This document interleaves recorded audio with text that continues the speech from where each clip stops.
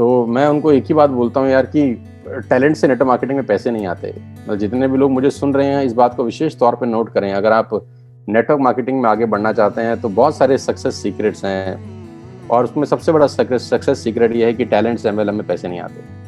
आप अपने इर्द गिर्द में ही देख लीजिए, अपने नेटवर्क में देख लीजिए, बहुत सारे टैलेंटेड लोगों के पे आउट नहीं आ रहे होंगे, टू बी वेरी ऑनेस्ट। और इसको पॉजिटिवली लीजिएगा, हम सबको इस बात को पॉजिटिवली लेना चाहिए कि नेटवर्क मार्केटिंग में टैलेंट से पैसे नहीं आते।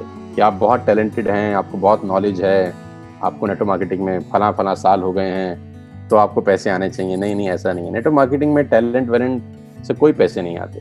नेटवर्क मार्केटिंग में पैसे आते हैं कि अगर आप ट्यून हैं आपस में कि नहीं ट्यून। आपकी जो कोर टीम है, जिसको मैं कोर टीम बोलता हूँ, मेरी कोर टीम में करीब 32 लोग हैं आज।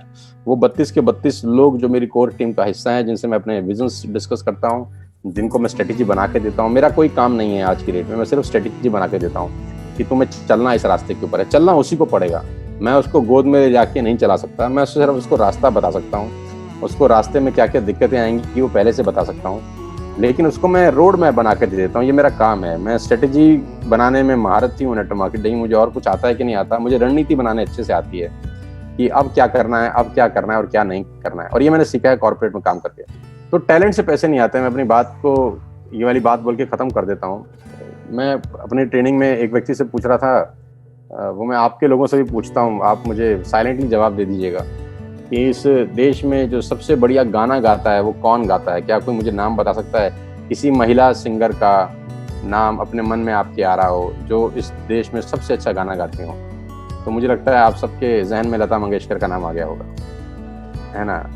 मैं अगर ठीक हूँ तो 99% लोगों के जहन में लता मंगेशकर जी का नाम आ गया होगा, राइट? तो अगर मैं आपसे पूछूं कि इस देश में जो मेल सिंगर हैं उसमें सबसे बेहतर मेल सिंगर इस देश में कौन सा प्रोड्यूस हुआ, तो मुझे मालूम है सब लोग नाम बताएंगे तो 99% हो सकता है रफ़ी साहब का नाम ले लें, राइट? तो हमने बेस्ट सिंगर भी चुन लिया फीमेल और बेस्ट सिंगर भी चुन लिया मेल। अब ये दोनों सिंगर मेल और फीमेल हम लोगों ने सिलेक्ट कर लिए। अब मैं फिर तीसरा सवाल पूछता हूँ कि हमारे देश के अंदर जो सबसे बेस्ट तबला बजाने वाला है वो कौन है? तो आपके जहन में उस्ताद जाकिर हुसैन साहब का नाम आ चुका होगा 99% लोगों के जहन में। फिर मैं लोगों से पूछता हूँ कि हमारे देश में अगर कोई शहनाई जिसने सबसे अच्छी बजाई तो उसका क्या नाम आता है? तो आपके जहन में आ जाएगा उस्ताद बिस्मिल्लाह खान साहब, है ना? कि उनसे बढ़िया शहनाई, और उनका तो मैं बहुत बड़ा फ़ैन हूँ बिस्मिल्लाह खान साहब का। मैंने उनके बहुत सारे कॉन्सर्ट सुने हैं, बहुत सारी मेरे पास उनकी आज बहुत सारी चीज़ें हैं, कभी मौका लगा तो आपसे शेयर करूँगा। वो बहुत गजब के इंसान थे, वो उनसे बेहतर इंसान मैंने अपनी ज़िंदगी में नहीं देखा। मतलब बहुत सारे दुनिया आएगी, दुनिया चली जाएगी, लेकिन बिस्मिल्लाह खान साहब से बेहतर इंसान मैंने कभी नहीं देखा। न्यूयॉर्क में थे तो न्यूयॉर्क में वहाँ के मेयर ने उनको बोला, खान साहब आप यहीं रह जाइए, क्या करेंगे भारत जाके? बड़ी दिलचस्प सी घटना है। उन्होंने बोला आप यहीं रह जाइए, क्या करेंगे भारत जाके? तो खान साहब बोले मेरा वाराणसी से मैं दूर नहीं रह सकता, तो मुझे वाराणसी में ही जाना है। तो मेयर साहब बोले कि हम वाराणसी यहीं बना देते हैं आपको, हम आपकी वाराणसी यहीं बना देते हैं। तो खान साहब का जवाब देखिए, खान साहब ने बोला वाराणसी तो यहाँ बना दोगे, मेरी माँ गंगा को कैसे लेके आओगे? तो मैं वापस जाऊँगा। तो खान साहब वापस वाराणसी आ गए। तो शहनाई बजाते हैं बिस्मिल्लाह खान सबसे बेहतर। तबले वादे का नाम आपके जहन में आ गया।